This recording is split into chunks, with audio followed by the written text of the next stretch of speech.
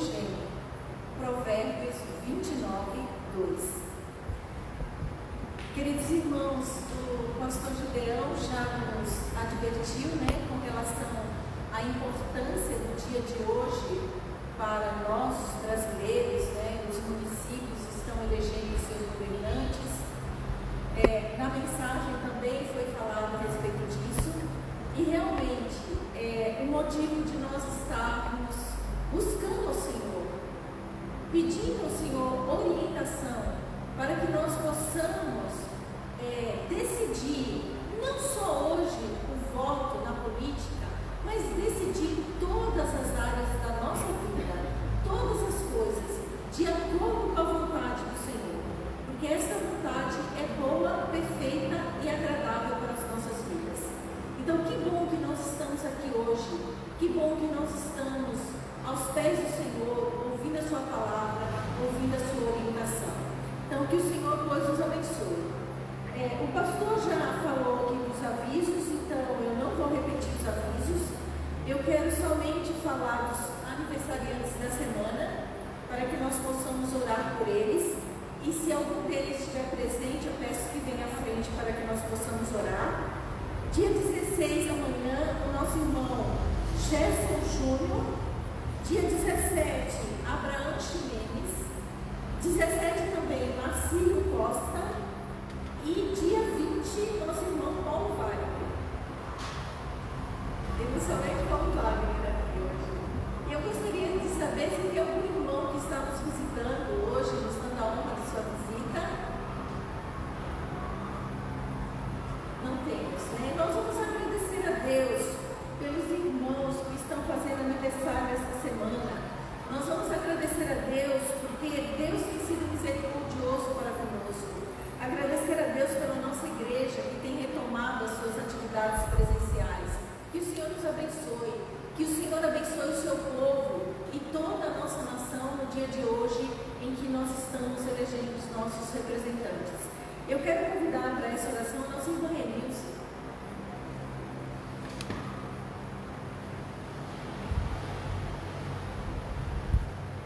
Bendito Deus, Pai Celeste, Pai Eterno, a tua presença estamos, ó Senhor, nos colocando, ó Pai, reconhecendo, ó Deus, a tua soberania, reconhecendo o teu amor, reconhecendo a tua graça, te louvando, ó Deus, pela vida dos aniversariantes desta semana, ó Pai, suplicando, ó Senhor, que tu concedas, ó Senhor, cada dia mais firmeza na tua palavra, olhar para o autor e consumador da nossa fé, não as circunstâncias, mas olhar, Senhor, aquele que está sobre todas as coisas e que é o Criador de todo o universo, Pai.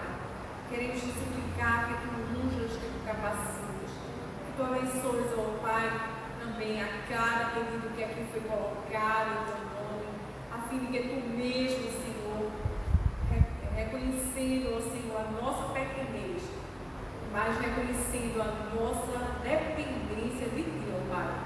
Tu abençoes, tu derrames da Tua graça, do Teu amor. Em nome de Jesus. Amém.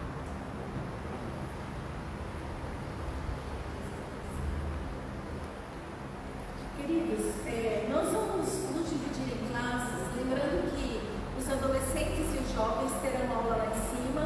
Hoje a aula será com o presbítero Heraldo. E também, se tiver alguma criança, o departamento infantil está preparado. E os outros ficarão aqui no templo. Hoje o professor da classe será o nosso irmão Diácono Daciano, a quem eu convido para já vir à frente para tomar o seu lugar aqui na aula de hoje.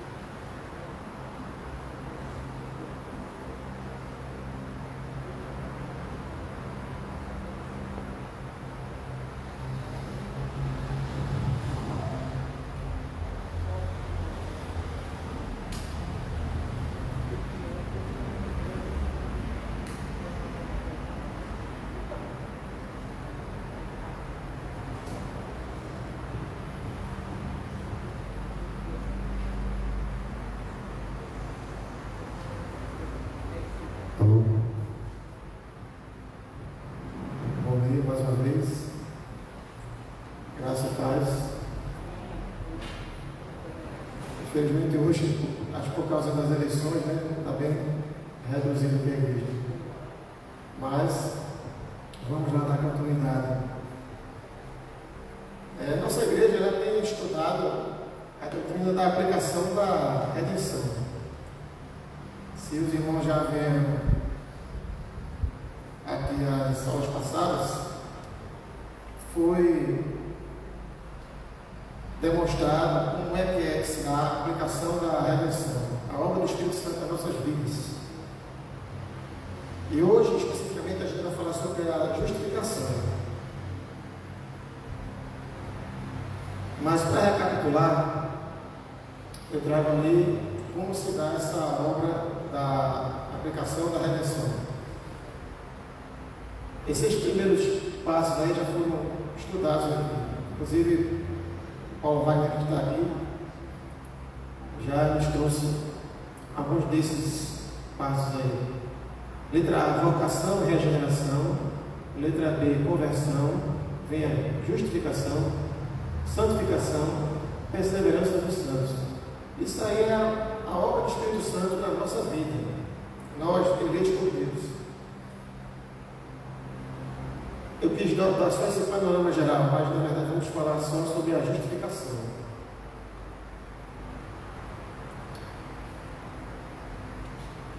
Primeiro vamos, em linhas gerais, dizer o que é justificação. Mais na frente a gente vai, paulatinamente, detalhando melhor os aspectos da justificação. Mas vamos, em linhas gerais, definir. O que é justificação? É uma das fases do processo da aplicação da redenção a nós, como eu tenho falado, é uma das fases. O que é que ocorre nessa fase? Deus declara, de fato, que os nossos pecados foram perdoados e que não estamos mais sujeitos à condenação. Ele nos declara justos. Então, ele declara que nós somos justos e que não estamos mais sujeitos à condenação. Vamos trabalhar melhor isso mais na frente.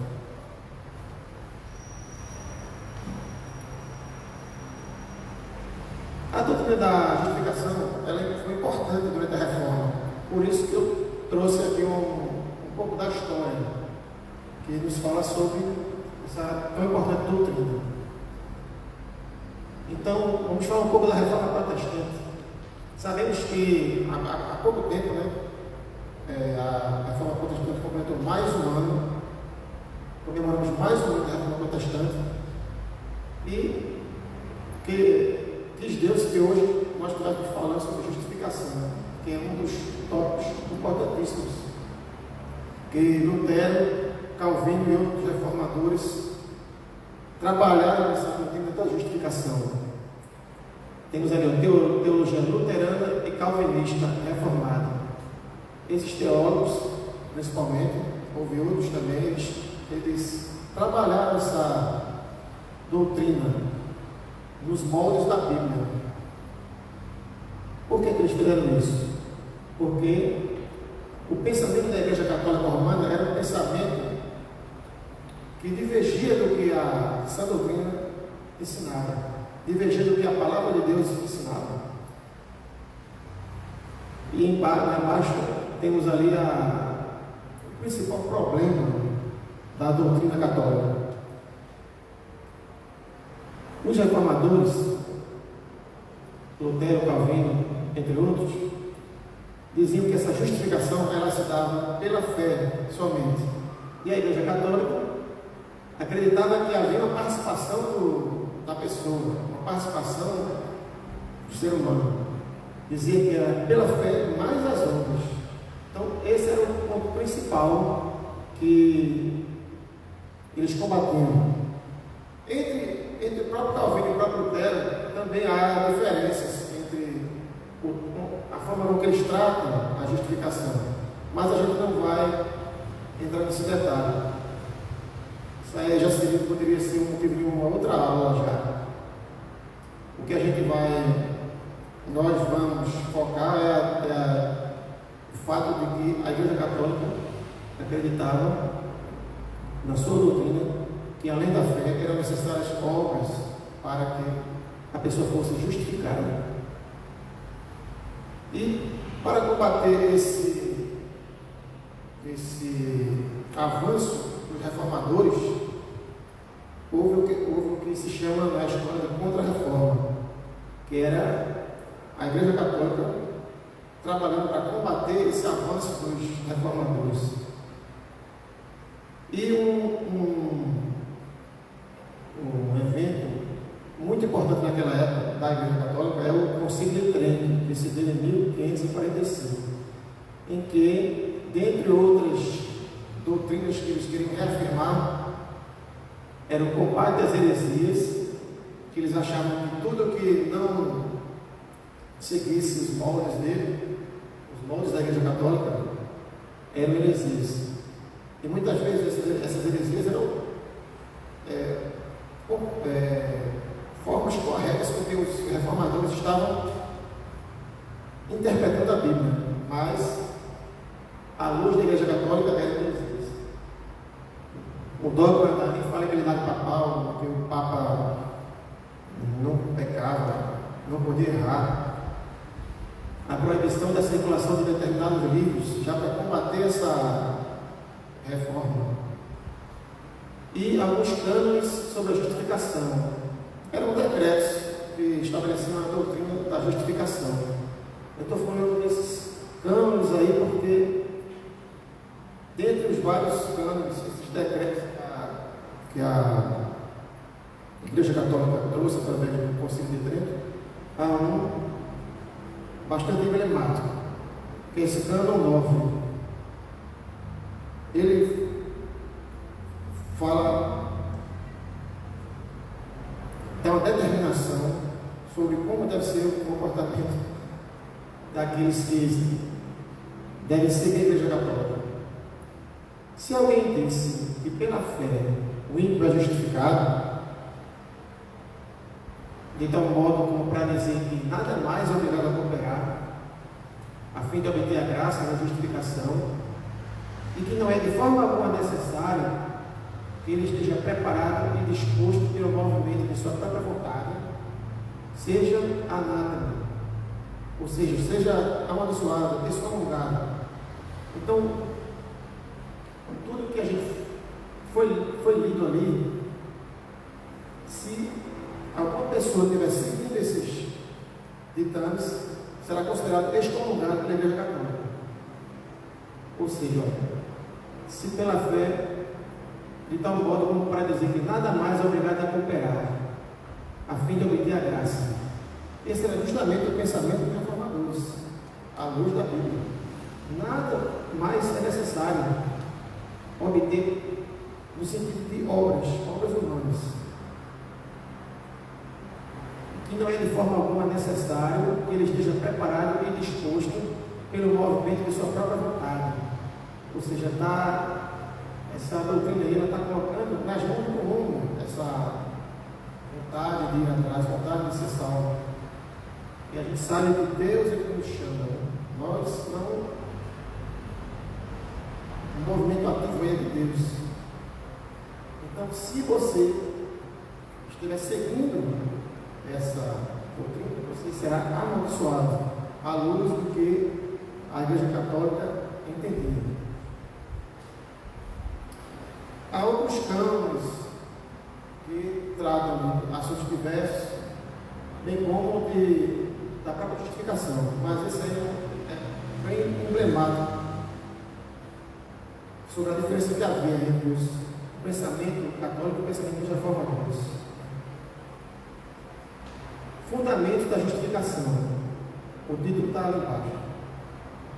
Então agora nós vamos esmiuçar como se dá a justificação na vida do crente. Antes de tudo, devemos saber que é uma declaração legal da parte de Deus.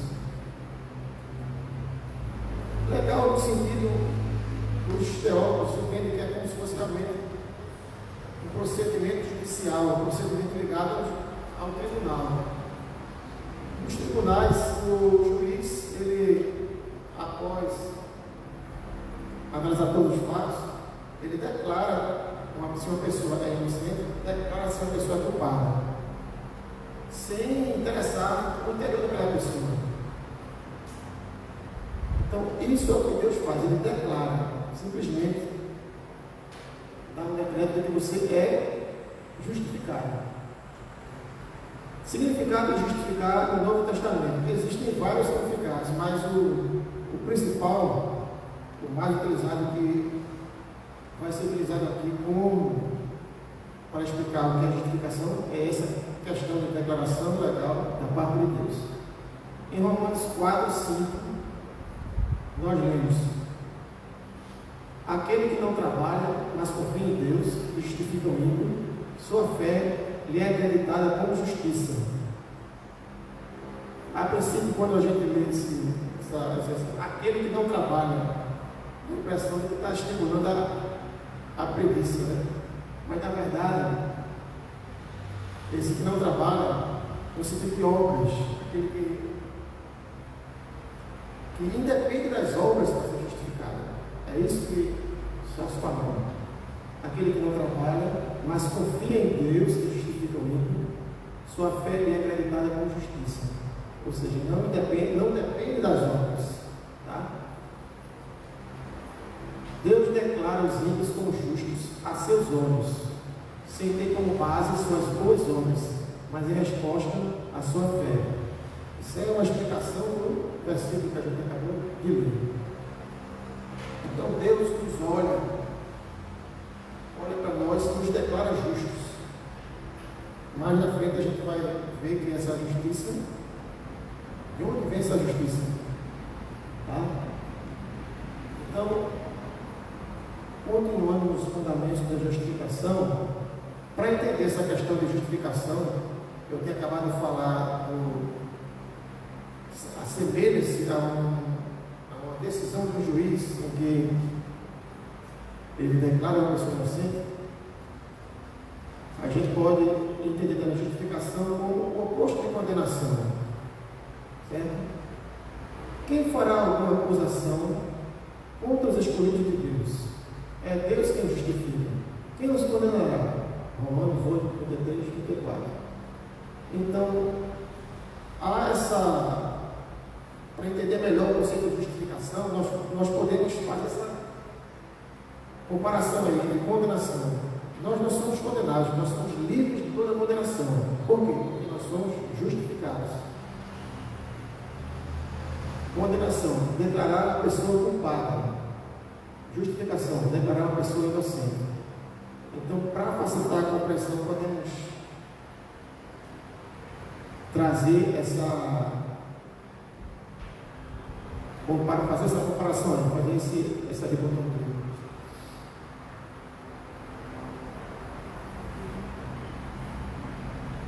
Eu achei interessante essa frase de Martinho Lutero, né? Que o cristão, aí tem uma frase em latim ainda: simul justus et peccator. O cristão é ao mesmo tempo justificado e um pecador, porque nós somos justificados por Cristo. Nós não temos mais a condenação, mas continuamos pecadores. Precisamos constantemente pedir perdão pelos nossos pecados. Inclusive o próprio Jesus falou aos discípulos. Então é interessante, né? Não ter essa compreensão que você, ao mesmo tempo, é justificado, mas necessita pedir perdão pelos seus pecados. Alguns teólogos chamam que a justificação é forense. Forense tem conotação jurídica. Então, foi o que eu falei no início, né? Justamente por causa desse aspecto legal, esse aspecto de declaração, esse aspecto de que independe das obras, depende de algo interno do crente, do ser humano.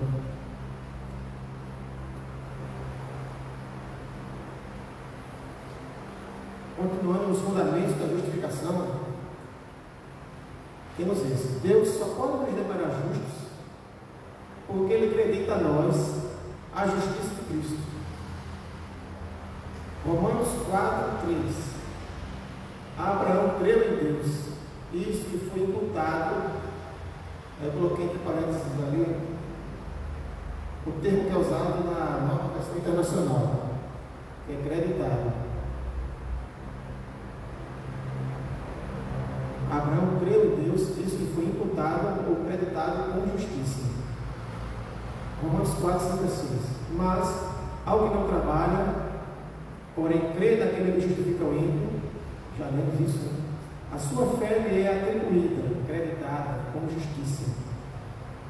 Então, há essa noção aí de que nós estamos tendo crédito de justiça nas nossas vidas, independente de qualquer coisa que façamos, que já tenhamos feito, ou que venhamos a fazer. Deus, Ele declara justos porque Ele acredita a nós a justiça de Cristo. E o imputar, atribuir, tudo isso nesse sentido de crédito. Aqui eu coloquei um esquema que fala da dupla imputação, que os teólogos falam. Temos ali Jesus de um lado e o cristão do outro. O sacrifício de Jesus na cruz, ele pega os nossos pecados, está vendo a setinha? Os pecados do cristão, os nossos pecados, nós crentes, são imputados a Jesus. E Jesus imputa a sua justiça a nós. Nós somos creditados, recebemos um crédito dessa justiça. E Ele carrega sobre nós os nossos pecados. Perdoando os nossos pecados no passado, no presente e no futuro. Aquele que não conheceu o pecado, Ele fez pecado por nós, para que nele fôssemos feitos justiça de Deus. 2 Coríntios 5:21. É um versículo que explica, em outras palavras, o que os teólogos falam de dupla imputação. Né? Ao mesmo tempo em que Deus recebe, leva os nossos pecados, nós somos creditados pela justiça dele.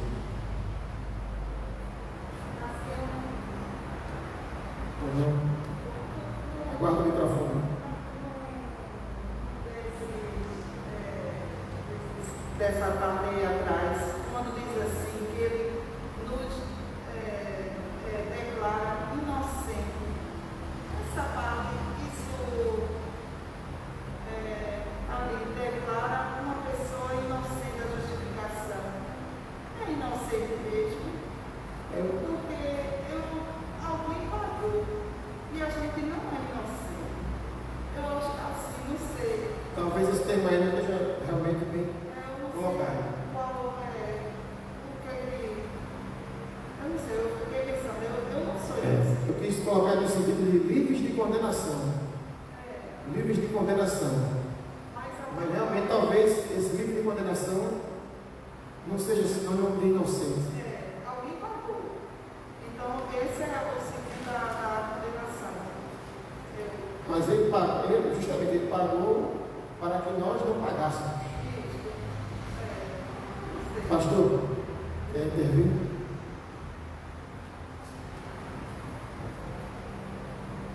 Essa expressão inocente, realmente ela não soa bem aos nossos ouvidos. Mas o sentido é o seguinte, é que não há um justo sequer. Não é? Não há um justo sequer. Nós somos culpados, com certeza. Mas em Cristo nós somos justificados. Ou seja, a nossa justiça é uma justiça que vem através de Jesus Cristo. A nossa dívida foi imputada à pessoa de Jesus, logo Ele nos inocenta, ou seja, nos declara isentos de pecado. Quando Deus olha para nós, Ele não vê mais o nosso pecado, Ele vê o sangue de Cristo. Então, somos purificados. E nesse sentido, significa dizer que nós fomos inocentados, justificados, né? E não que nós temos justiça própria. Nesse sentido, nós devemos compreender que somos realmente passivos de condenação, como disse na oração do publicano: Senhor, ser propício a mim, pecador. Essa declaração, assim é por exemplo.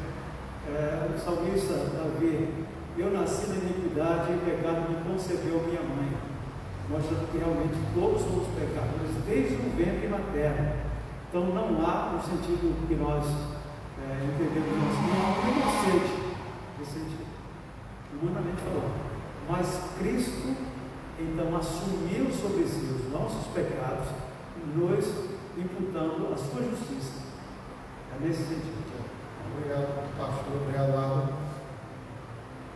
Na verdade, realmente acabou havendo uma confusão. Porque, na verdade, essas duas últimas linhas aí, porque eu fiz aquela comparação com o tribunal, né? Mas toda uma comparação, se posso dizer que é 100% comparável, ou perdão, trocadilho. É como se isso aí se referisse a um tribunal. Um tribunal,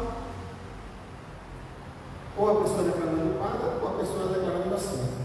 Mas realmente, no sentido de a justificação no sentido bíblico, a pessoa não é inocente. Né? Como a Ada disse, alguém pagou. Ok? Mas foi ótimo. Pode sempre intervir aí. Pronto, então, segue, nós já vimos, né, isso, a dupla imputação.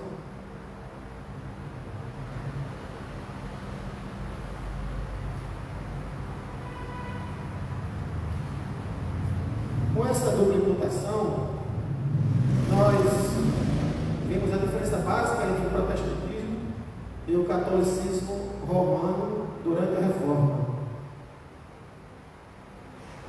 No protestantismo, eles trabalhavam no conceito de justiça imputada, como acabamos de ver. E no catolicismo, eles acreditavam que a justiça era infundida, ou seja, nós éramos transformados por dentro, havia uma transformação interna. Vale lembrar que isso acontece com o crente, mas não é da justificação. Isso já foi estudado aqui há algumas semanas, a regeneração, que é uma obra interna no crente. Além da santificação também, que é um processo que você vai melhorando a cada dia, que também é uma obra do Espírito Santo interna na sua vida. Mas os católicos acreditavam que a justificação era infundida, e a gente já vimos que era uma declaração legal de Deus. Deus declara a pessoa justa, por causa da justiça de Cristo. Então, não é infundida, é imputada. E a própria palavra de Deus diz: imputada, atribuída, creditada. E com isso, acaba produzindo algumas inconsistências. Letra A. Nós não poderíamos ser declarados perfeitamente justos, pois sempre ainda somos pecadores. Ora, a justiça infundada, eles acreditam que é um trabalho interno que nos deixa justos, como se nós nunca mais fôssemos pecar. Pensaremos que somos pecadores. Como aquela frase de Lutero: somos ao mesmo tempo justificados, mas continuamos pecadores. Então seria uma inconsistência. E outro, não haveria provisão para o perdão de pecados do passado, antes de sermos transformados por dentro. Ou seja, essa justificação infundida, de acordo com a doutrina católica, nos transformaria por dentro, e a partir daquele momento estaremos transformados. Olha, e os pecados do passado. E a gente sabe que, graças a Deus, o sacrifício de Jesus abrange todos os pecados, pré-existentes, presentes e futuros. Então, é uma doutrina que realmente não se sustenta. Romanos 5:1. Nós não teremos a confiança que Paulo demonstra quando diz: justificados, pois, mediante a fé, temos paz com Deus por meio de nosso Senhor Jesus Cristo. Ora, se a justiça fosse infundida, eles acreditam que nós estaremos transformados por dentro. Mas, todo dia estaremos pecando. E aí, cadê a segurança? Cadê a segurança daquele seguidor dessa doutrina? Não havia essa segurança que Paulo éramos sempre pecando. E aí uma pessoa que acreditasse nessa doutrina, ora, mas eu não fui transformado por dentro, pela justiça infundida de Deus, por que eu continuo pecando? Romanos 8:1. Agora, pois, já nenhuma condenação há para os que estão em Cristo Jesus. É o que a gente já explanou também, né? Somos justificados e, em consequência disso, não há mais condenação. Aí nós temos mais um fundamento da justificação. A justificação chega a nós exclusivamente pela graça de Deus, não por mérito algum dentro de nós. Isso aí a gente já falou antes. Quer dizer, não tem como não falar antes, mas agora nós vamos trazer textos que corroboram essa afirmação. Romanos 3:20, primeira parte do versículo. Visto que ninguém será justificado diante dele pelas obras da lei. As obras da lei não justificam ninguém. Romanos 3:23 e 24. Pois todos pecaram e carecem da glória de Deus, sendo justificados gratuitamente por sua graça, mediante a redenção que há em Cristo Jesus. Então a justificação é pela graça. Não fala nada de participação do ser humano. Efésios 2, de 8 a 9. Porque pela graça sois salvos, mediante a fé. Isto não vem de vós, é dom de Deus, não de obras para que ninguém se glorie. Texto bastante conhecido. Lutero e outros reformadores afirmavam que a justificação é somente pela graça, e não pela graça acrescentada a algum mérito nosso. Então, com base nesses textos aí, na exegese, esses textos, os reformadores, em particular Lutero, acreditavam, afirmavam que a justificação não há acréscimo de nenhuma obra que seja necessária para que sejamos justificados.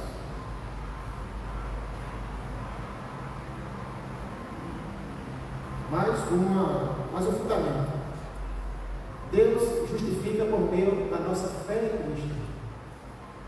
Nós vimos que o que é que nos justifica? Nós somos justificados pela graça. Tudo é graça. Tudo é obra do Espírito Santo. Tudo é graça. Mas nesse aspecto aqui nós vamos aprender que Deus nos justifica por meio da nossa fé em Cristo. Mas o que quer dizer isso? O que é por meio da nossa fé em Cristo? Não é a graça que nos justifica? Ou é a fé que nos justifica ou é a graça? 4.1. A fé é um instrumento para obter a justificação, mas não possui mérito em si mesmo. Os teólogos falam disso, que a fé é um instrumento. Mais abaixo aqui, eu vou até leio lá no final. João Calvino, a penúltima linha, compara a fé ao vaso vazio. É como se esse vaso vazio fosse a fé que está ali pronta para receber a justificação. Ela em si mesma não justifica, mas ela é um instrumento utilizado nesse processo de redenção, nessa justificação. Aí no final também, alguns teólogos comparam a fé a uma mão que recebe Cristo. Também tem esse entendimento. É bom esclarecer que não é uma mão que vai fazer alguma coisa, uma mão que vai trabalhar, é uma mão que vai receber. Assim como a ideia do vaso vazio. Essas coisas espirituais, para se discernir, realmente é difícil. Por isso que os teólogos acabam utilizando alegorias para tentar explicar como se dá esse processo. Então, uma das maneiras que Calvino e alguns teólogos nos trouxeram foram estas. Nós vamos ler ali Gálatas 2,16. Sabendo, contudo, que o homem não é justificado por obras da lei, e sim mediante a fé em Cristo Jesus.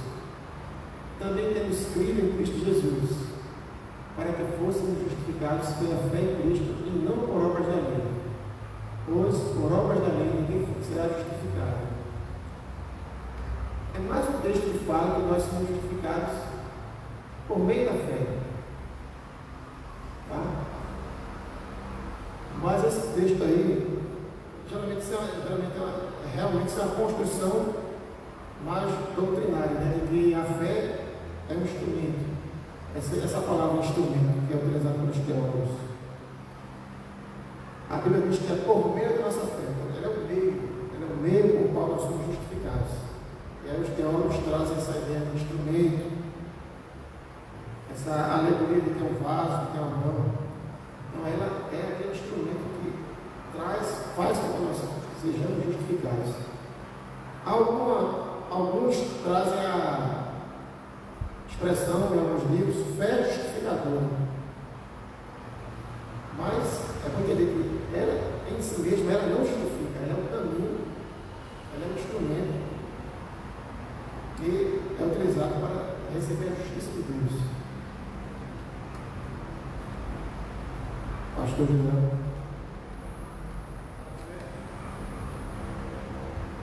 A fé nós devemos entender como instrumento de apropriação da salvação. Ou seja, a própria fé é um dom de Deus. Certo? É Deus que nos dá fé. Isso não vem de nós, é dom de Deus. Não vem de obras para que ninguém se glorie, né?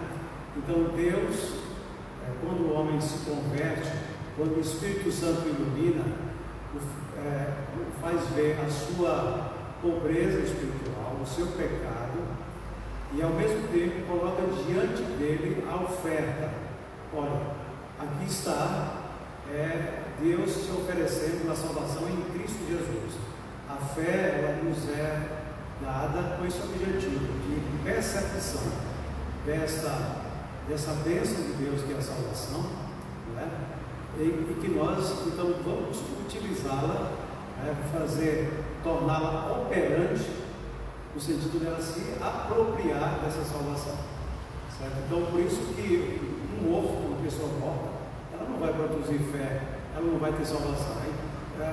O primeiro elemento que nos é dado é a fé, entendeu? Para que nós possamos então nos apropriemos da bênção de Deus que é a salvação. Então ela é quem vai nos olhar para Deus, já que nós não vemos fisicamente, mas olhar pelo olho da fé, o invisível, né?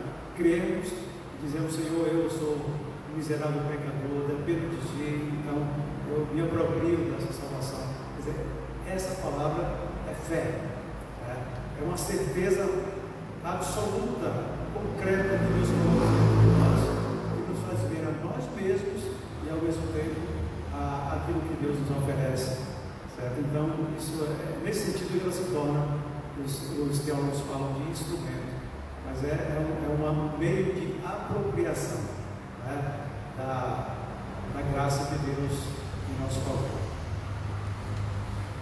Foi bom essa explicação para consolidar mais esse sentido, porque você falando, a gente focando nessa questão de apenas um instrumento que recebe, pode até dar uma ideia de que a fé não é uma coisa tão importante, né?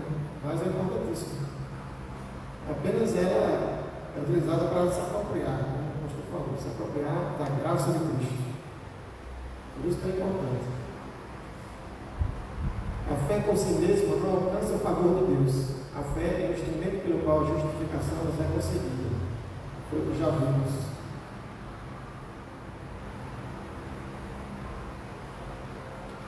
A justificação pela fé nunca é justificação por causa da fé, mas sempre justificação por causa de Cristo, isto é, por causa da satisfação da justiça pelo sangue do Cordeiro de Deus, ser graciosamente imputada e recebida por um pecador não merecedor.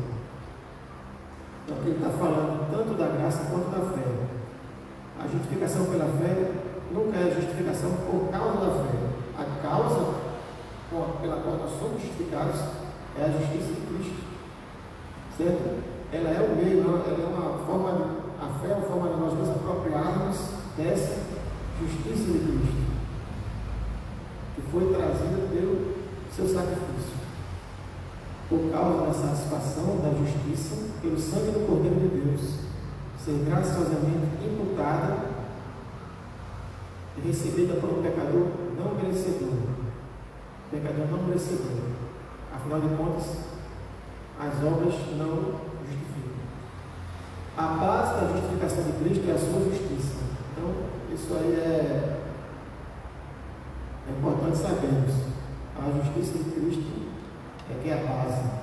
A fé é aquele instrumento pelo qual nós nos apropriamos dessa justiça de Cristo.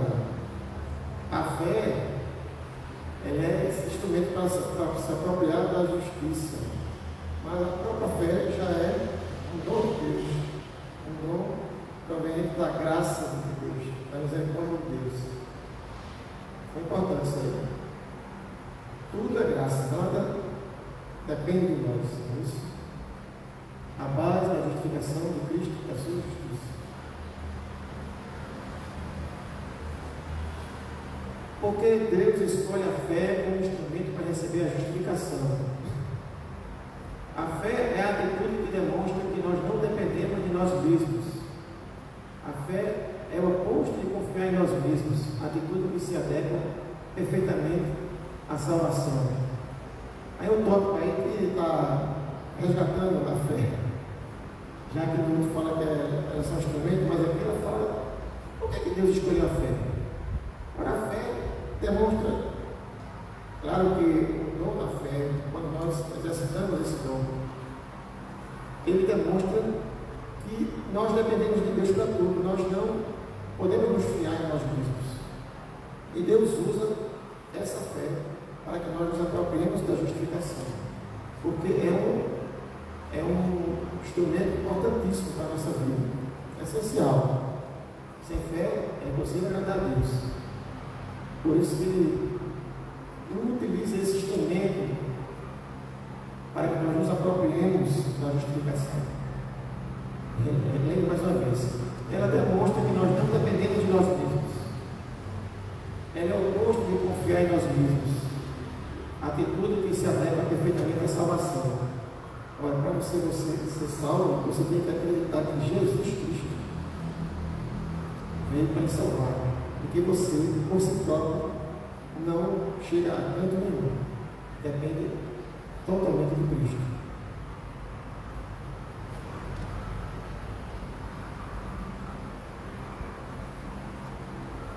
Ainda nesse tópico, lá no texto de Tiago 2:24, eu coloquei ali, justificação pelas obras.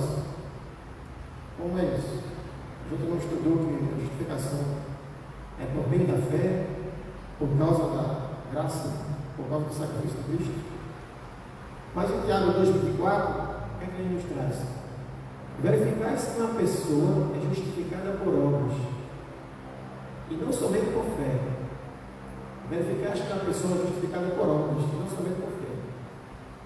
A versão, na linguagem de hoje, traz o seguinte: assim vocês veem que a pessoa é aceita por Deus por meio das suas ações, e não somente pela fé.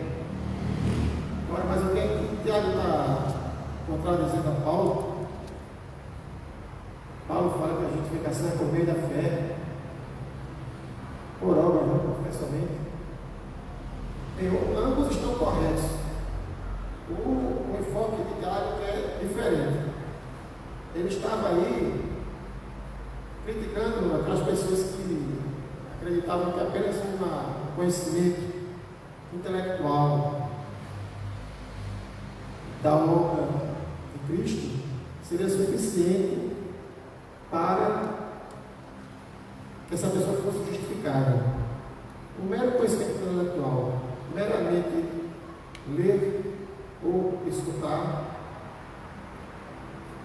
como muitos dizem, como muitos hoje em dia dizem, passa a religião. Não, eu creio em Deus, eu creio que existe uma força suprema, eu creio que existe como diz uma certa o grande arquiteto do universo. Mas essas pessoas que Tiago está falando especificamente, elas não externavam a sua justificação por meio de homens.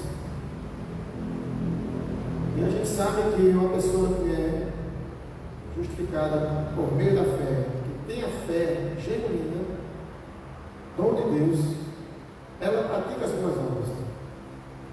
Não que as boas obras levem à salvação, como a doutrina espírita afirma, como até na época da Contra-Reforma também os católicos acreditavam que havia participação do homem na justificação, que não era uma coisa exclusivamente proveniente de Deus.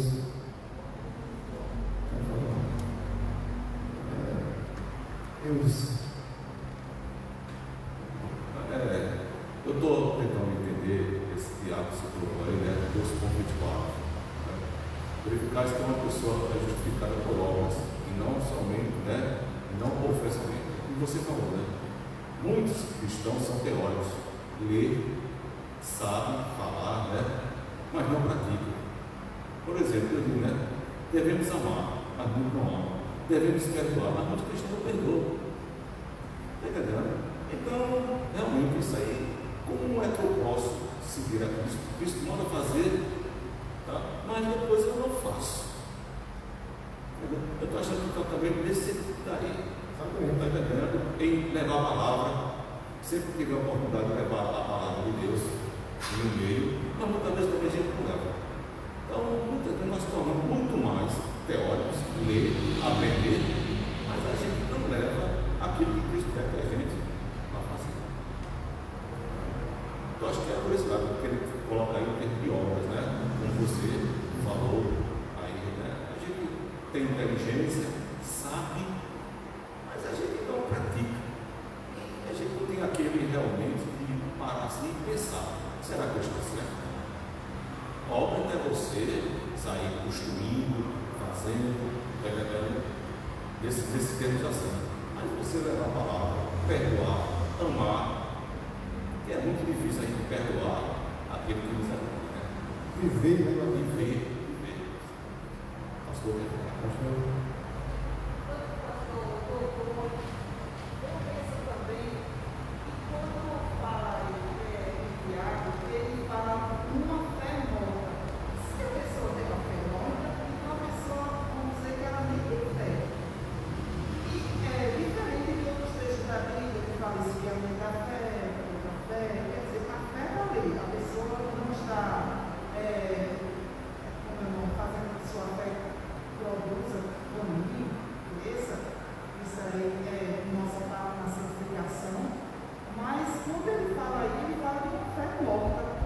eu acho que a pessoa nem foi justificada, a pessoa está se achando, ou, como Deus falou, naquela teoria, e aí mistura com obras, termina nem lá nem cá.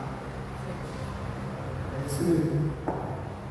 E aí Lutero confundiu muito esse livro de Tiago e o chamou de epístola de palha. Ele não aceitava, para ele não aceitava o ensinamento de Tiago. Mas foi um equívoco dele, ele estava muito polarizado nesse sentido, e não entendeu que o pensamento de Tiago era o mesmo de Paulo e de toda a Escritura, exatamente dentro do que Ada falou agora. Na verdade é o seguinte, a gente vê lá que Abraão ele foi justificado por obra, e ele creu, ele obedeceu, e isso lhe foi imputado como justiça. Quando tudo que aconteceu, ele saiu lá de Ur dos Caldeus obedecendo o Senhor, ele disse que estava disposto a sacrificar o seu filho, foi fé, tudo isso ele provou que cria no Senhor. E quando Paulo diz lá em Efésios 5, 8 e 9, nós vemos aqui, que pela graça de salvos, mediante a fé, isso não vem de vós, porque nós somos feituras dele, feito para as boas obras, as quais Deus preparou para que de antemão nós andássemos nelas. Veja bem, então as obras vêm exatamente confirmar a nossa fé. Se eu, na minha vida, como cristão, dizendo que creio em Cristo, não manifesto isso através dos atos, eu sou, na verdade, tido como hipócrita. Eu estou incluído entre aqueles que o Senhor disse lá que são muito chamados de bons escolhidos, ou então aqueles que edificaram a sua casa sobre a areia e não sobre a rocha que é Jesus. Então é por aí, entendeu? A fé ela deve ser confirmada com ações, com obras nesse sentido, de obediência à palavra de Deus. Caso contrário, não é religião pura, só religião. Perfeito, é isso mesmo. É isso que o diabo estava combatendo, como o Adalfo falou, esses nem justificados foram, nem fé tinham. A fé sem obras é morta. Eu também tive esse mesmo pensamento cada vez. A fé não é morta, não, nem fé há, Fé morta no sentido de que nem fé existe. Inclusive no próximo slide. Professor, licença. Não. Licença. Um exemplo, Zaqueu, O que ocorreu com Zaqueu? Pode ocorrer qualquer pessoa. Quer dizer, ele creu, ele teve a fé, ele teve aquela experiência e ele teve mudança total de vida ali. Aí eu imagino, o quanto Zaqueu era conhecido pelas questões da época, da cultura, pelas questões intransigentes que ele fazia, que ele até acusava, por ser a autoridade que ele é, e através do que ele creu da fé, ele literalmente teve mudança de atitude, e até devolveu em pessoas. Eu fico imaginando ele chegando nas pessoas e as pessoas até falando: o que é isso, Outrora, há pouco tempo, ele era totalmente, creio até que tinham medo dele, Então, assim, um exemplo bíblico que eu creio que é bem, que encaixa, mudança totalmente de ação, de vida, é o exemplo de Zaqueu. Eu acho que encaixa, Interessante como a gente, no começo eu falei daqueles tópicos, do processo de aplicação da redenção. A gente está falando aqui de justificação, mas não tem como desvincular, O que a gente está falando aqui agora das obras é o que? A transformação que você teve, a regeneração, seu processo de santificação. Tudo isso está. A gente tenta dividir para estudar, mas acaba interpenetrando. Pois não, Paulo?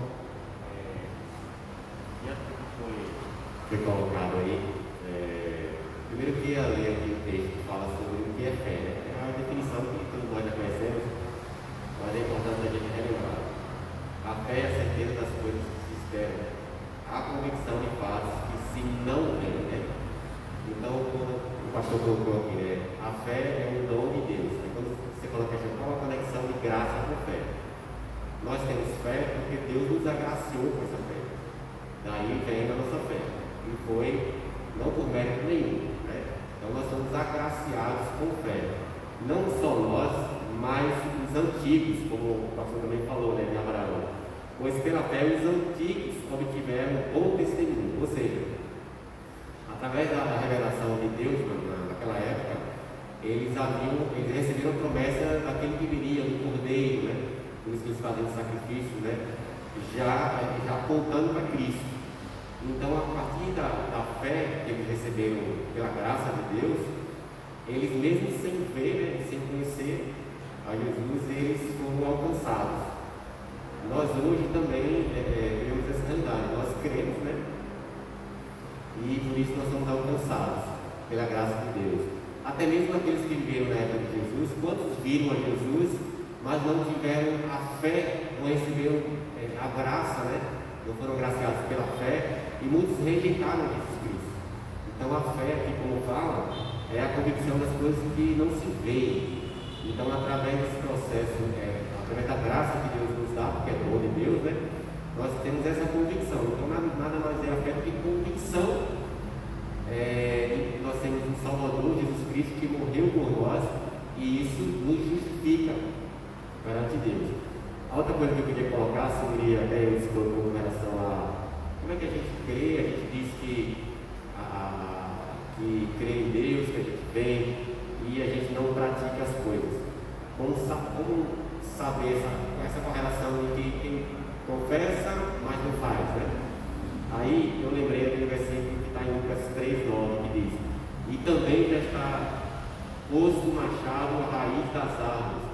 Toda árvore, pois, que não produzir bom fruto, é cortada e lançada no fogo.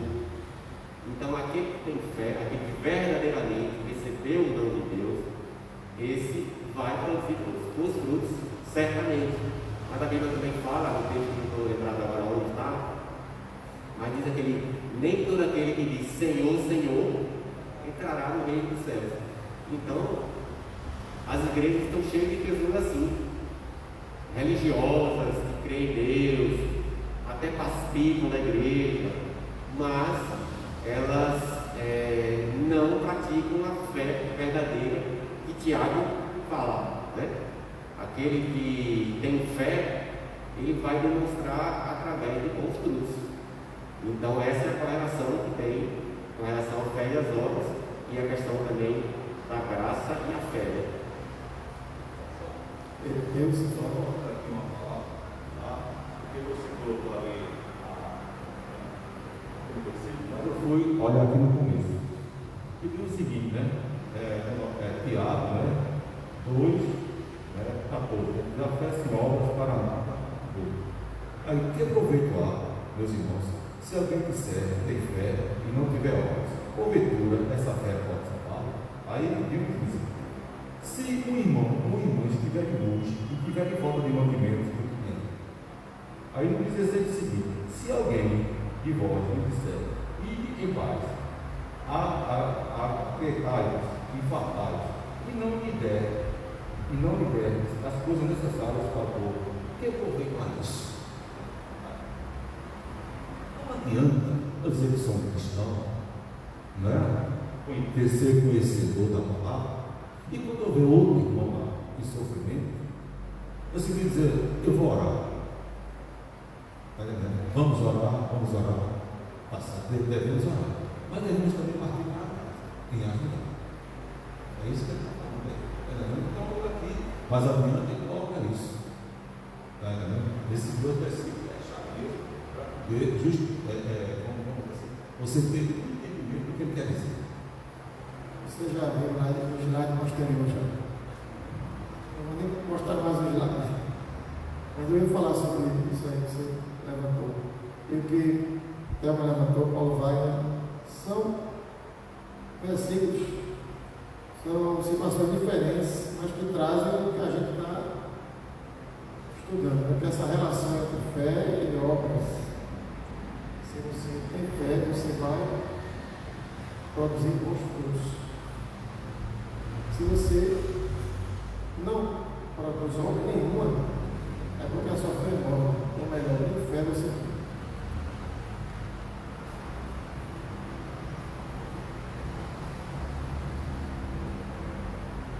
tem. Isso aqui, você leu em Atos 2,26. Porque assim como o corpo sem espírito é morto, Adam também falou, assim também a fé sem obras é morta.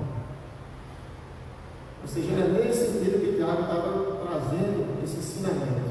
Ele não estava negando Paulo, ele não estava negando que a justificação é pela fé, por meio da fé, mas que a evidência externa de que você é justificado são as obras. E se você é justificado por meio da fé, quer dizer que você tem fé. E se você tem fé, você deve praticar boas obras.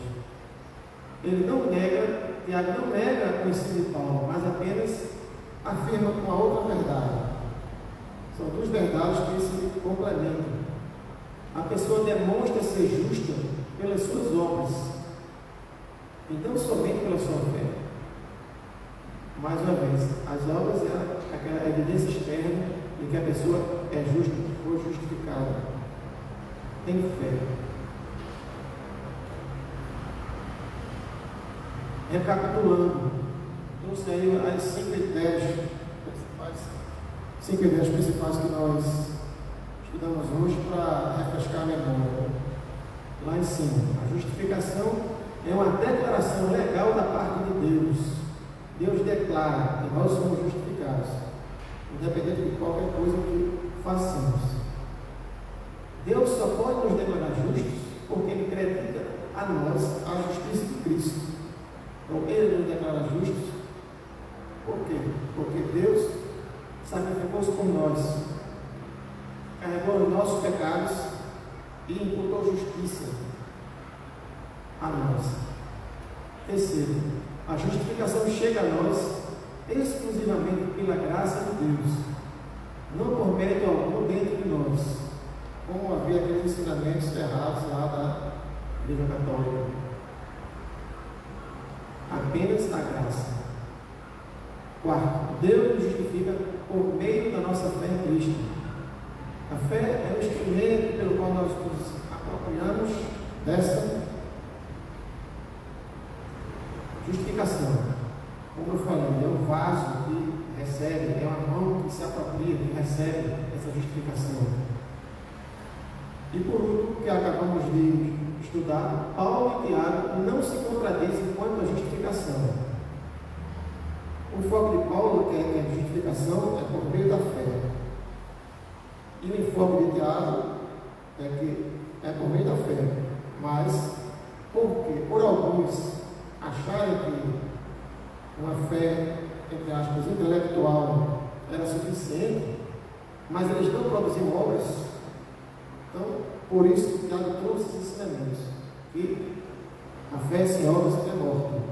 Então, tanto Paulo quanto Tiago, como a gente viu antes, eles falam de verdades diferentes, mas que se complementam nesse entendimento do que é a justificação pela fé, evidenciada pelas obras do crente. E é isso. Se quiser mais algum comentário, complemento, Adam. Eu só dar graças a Deus pela sua vida e pelo ensinamento que você trouxe hoje. Foi muito bom. O que isso produz no nosso viver? A gente lembrar dessa verdade assim, que às vezes a gente lê os salmos, lê os 7 livros, eu gosto de ler Isaías, e a gente, quando a gente lembra dessa parte de Romanos, de Gálatas, sobre a justificação, a gente lembra que como assim nós somos agraciados pelo favor de Deus.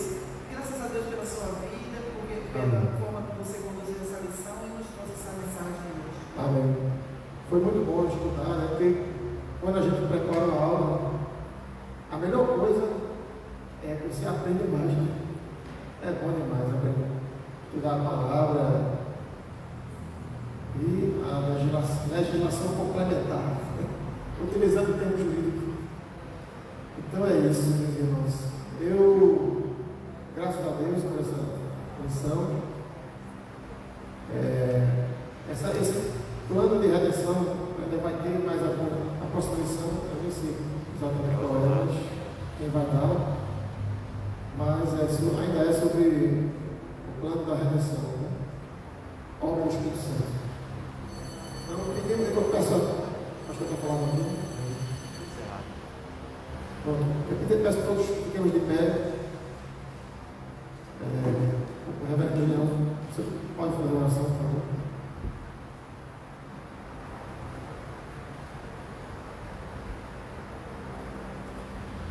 Senhor nosso Deus, nosso Pai, nós queremos te louvar por esta manhã, esse banquete espiritual que tu preparaste para nós, por esse estudo tão importante e fundamentado na tua palavra sobre a justificação, Pai. E nós queremos te agradecer porque não foi por mérito algum da nossa parte, mas tão somente pela graça eficaz do Senhor Jesus Cristo, que assim mesmo se deu por nós, para que pela sua justiça nós fôssemos justificados. Meu Pai, nós te louvamos e pedimos que o Senhor nos ajude a vivermos uma vida frutífera, Pai, na tua obra. Não deixarmos, ó Deus, que apenas entendamos isso intelectualmente, mas que nós, ó Deus, tornemos esse conhecimento em algo prático, vivencial, para que o nome do Senhor seja exaltado e nós possamos realmente sermos declarados cristãos, como aqueles que parecem com Jesus Cristo, que faz a vontade do Senhor. Que assim seja, nós oramos em nome de Jesus. Amém.